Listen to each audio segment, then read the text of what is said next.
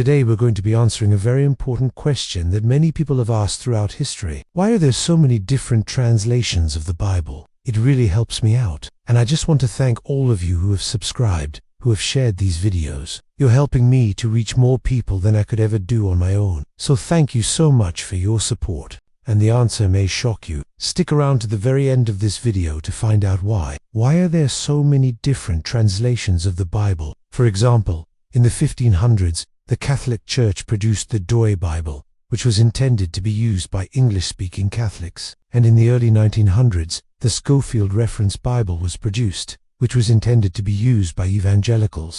Well, let me just give you 3 quick tips when choosing a translation. First of all, you want to choose a translation that was produced by a team of scholars, not just one individual. Secondly, you want to choose a translation that is literal, word for word as possible. And thirdly, you want to choose a translation that is as recent as possible, since new discoveries and research can shed new light on a particular passage. And each of these translations have their own unique bias based on the intended audience. Now, if you've ever gone to a bookstore or even a library, you've probably noticed there are many different translations of the Bible. And the answer is shocking.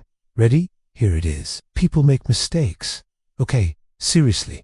People make mistakes. Sometimes entire words can be added or removed, or entire verses, or even entire books. For example, in the late 1970s, the New International Version Translation team added the phrase, "under the influence of," before the words Satan or Sataness in the Gospels, making it seem as though Jesus was under the influence of Satan. Now, obviously, this is not a very accurate translation, and this particular translation was later revised. But my point is that people make mistakes, even scholars, and I mean many different translations. In fact, there are over 5,000 different translations of the Bible, and I know what you're thinking. Why does it really matter which translation of the Bible you use? I'm not going to endorse a particular translation, but I will say this. Choose a translation that you like best and stick with it. Read it cover to cover and enjoy God's Word. After all, it's the same exact book, right? Well, not exactly. If it did, please click the like button and subscribe. Also remember, you are awesome. Thanks for watching. But before we get started, I just want to encourage you to subscribe if you haven't done so already. Now, let's dive into the main point of this video. The first thing we need to understand is that the original manuscripts of the Bible were written in either Hebrew or Greek. Now, there are some parts of the Old Testament that were originally written in Aramaic, but for the most part, Hebrew and Greek.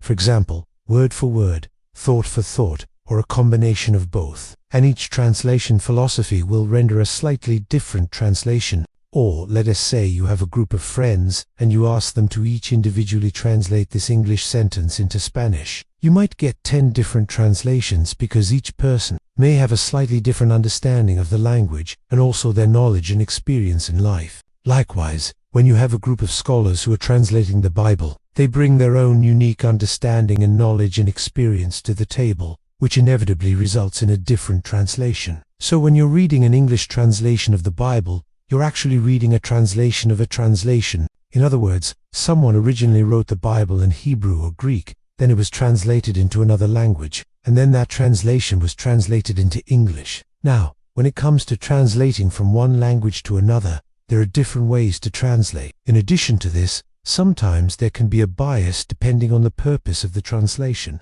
And this brings us to the biggest reason why there are so many different translations of the Bible.